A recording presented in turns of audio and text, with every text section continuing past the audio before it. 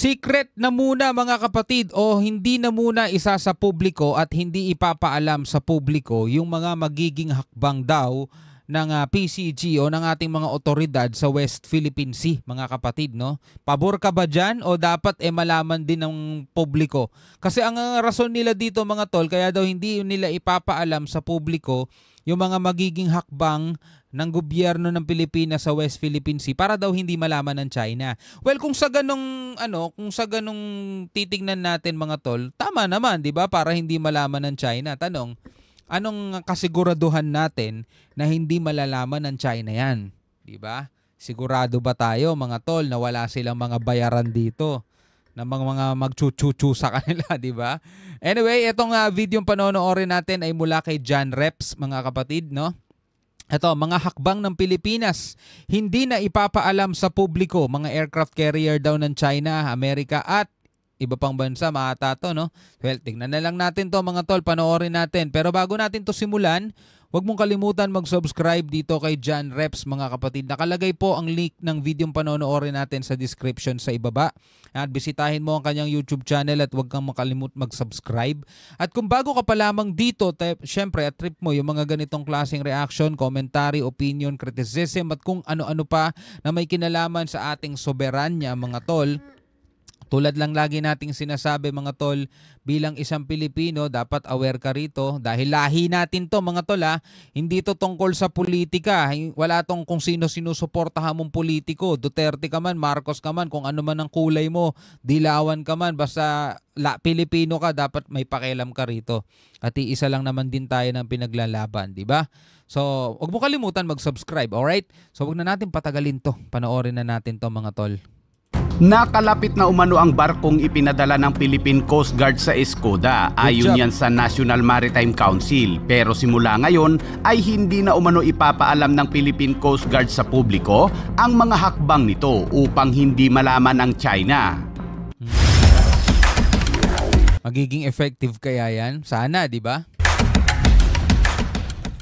Sanib puwersa ang mga eroplano ng Philippine Coast Guard at Philippine Navy sa pagbabantay sa West Philippine Sea, lalo na sa pagmonitor sa mga barko ng China. At ayon kay Lopez ng National Maritime Council, ang ipinadala umanong barko bilang kapalit ng BRP Teresa Magbanwa ay nakalapit na umano sa Escoda Shoal. Dagdag pa... So nakalapit na. Pero hindi pa nakakapasok mga tol. Mukhang ninja moves ang ginagawa. Ibig sabihin mga tol, dahan-dahan, unti-unti, tingnan natin kung paano tayo tuluyang makakapasok. Pero ang report mga tol, nakalapit pa lang. Tatandaan natin mga tol, 75 nautical miles lang to mula sa Palawan.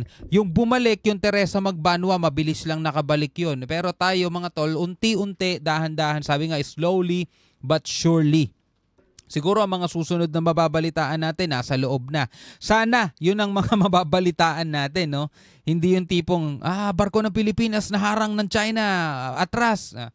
Pangit yung ganung balita, mga tol. Ni Lopez ay isesekreto na umano ng Pilipinas ang mga galaw ng mga barko ng Philippine Coast Guard sa West Philippine Sea. Never naman nila isinapubliko yung mga galaw nila eh. Huwag naman nila tayong inaano. Never naman nila isinapubliko na dito tayo dadaan, sa ganyan tayo dadaan. Hindi, wala naman silang sinasabing ganyan eh. Basta nababalitaan na lang natin na nandoon na sila, naharang na sila, kinuyog na sila, nabangga na sila. Yun yung mga nababalitaan natin, yung mga galawan nila, kung kailan yung resupply mission nila, wala naman sinasabing ganun eh. May nabalitaan na ba tayo o sa susunod na Lunes magre-resupply mission ng AFP? Wala naman eh. Basta nababalitaan na lamang natin, nagresupply ang AFP, hinarang ng China. Ganun na agad ang nababalitaan natin eh. Upang hindi malaman ng China ang mga hakbang nito. Siguraduhin nyo lang din na walang spy. Dahil kung naaalala ninyo mga kapatid, nasa 36 daw na Chinese mga tol ang nakapasok sa PCG.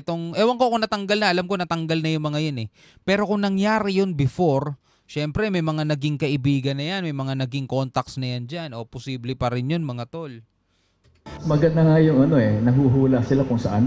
Kasi pag alam na kung nasaan, doon sila pupunta eh. Yung parang magnet siya, Ang tanong, manghuhula ba China mga tol? Alam naman natin na advanced masyado equipment nila eh. Kayang-kaya nila tayo ma-detect ng radar nila eh. Yun nga lang kung magpapatay tayo ng device na para hindi tayo ma-detect. Pero again mga tol, suportahan natin yung gustong mangyari ng ating gobyerno para din naman yan sa atin lahat. So that is our approach, na hindi as much as possible na hindi natin i-reveal kung nasan sila. Base naman sa post ng Yun nga lang, magkakaroon naman din ng agam-agam ang mga Pilipino. Meron ba talaga? Baka naman sinasabi nyo lang meron pero wala. Meron ba talaga? Kailangan maipakita. O nato, nasa loob na yung ano natin. Yung barko natin nakapasok na. Diba? Kailangan mga tol may ganun.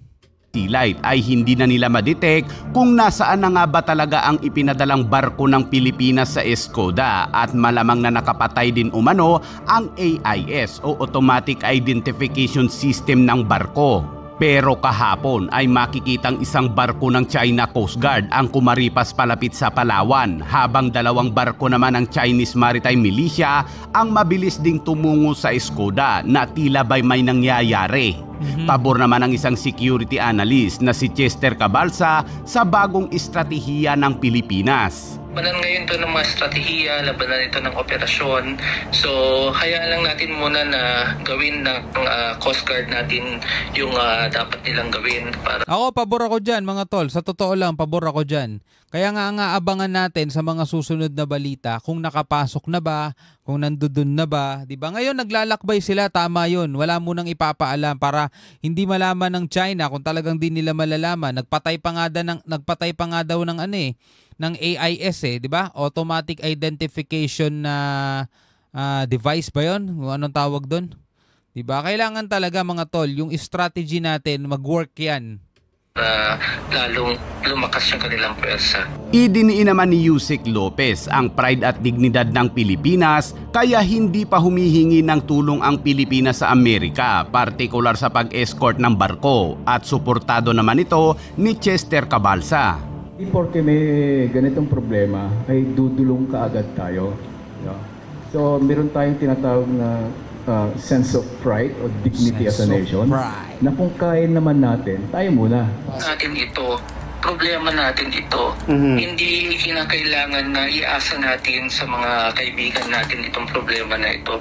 Mas maganda na ipinapakita natin na lumalaban tayo. Samantala, yun nga lang talagang nais nating ipakita lumalaban tayo. Kaso di pa natin makita na lumalaban tayo. Lagi tayo nabubugbog dyan base sa inilabas na satellite image ng US Navy, ay nakakalat na sa rehiyon ang mga aircraft carrier kung saan ang USS Theodore Roosevelt na nagmula pa sa Mediterranean ay pumasok na sa South China Sea, habang ang ITS Caborn ng Italy ay nasa Singapore naman. Nako, medyo matindi to mga tol Medyo may mangyayaring sana wag pero talagang na sila, desidido na.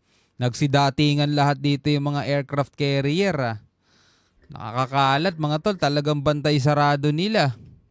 Pero ang China ay mayroon ding 3 aircraft carrier kung saan ang Shandong ay nasa South China Sea, ang Liaoning ay nakapwesto malapit sa Taiwan, at ang Fujian nito ay malapit naman sa South Korea. Pero wala pang mga napatunayan yang mga yan. Wala pang mga napatunayan yang mga yan.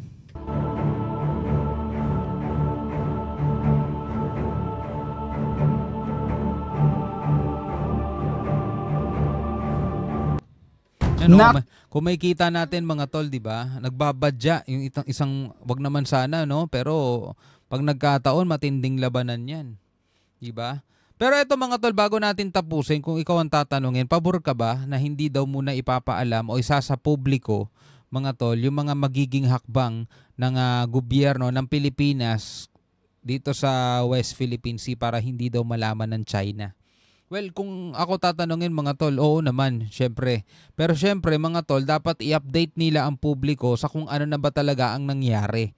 Lagi namang merong resulta Kahit yung resulta na lang ang i-update nila sa atin, wag na yung hakbang. Kasi madaling sabihin na andyan dyan, ando doon, pumunta na, naglayag na. Diba? Madaling sabihin yun mga tol Pero sabi nga rito mga tol, na-detect ni Ray Powell na bigla daw si andaran yung mabilis na nagsitakbuhan yung Yung mga barko ng China na tila bang may nangyayari. Siguro na-detect nila mga tol at may namataan silang barko ng Pilipinas na papalapit. Kaya eto, todo ano sila ngayon, todo harang sila. Well, yung mga report na hinarang tayo, wala pa, no? Wala pang report na ganyan. Kung hindi man sa Pilipinas manggagaling, malamang sa China manggagaling yun at sasabihin nila matagumpay nilang naharang ang isang barko ng Pilipinas na pumapasok sa kanilang teritoryo. Malamang ganun ang ibabalita nila mga tol. Anyway, bilang isang Pilipino, ano ang masasabi mo dyan? Comment ka na lamang sa ibaba. Hanggang sa muli, ako nga pala si Shobaldi. Peace out.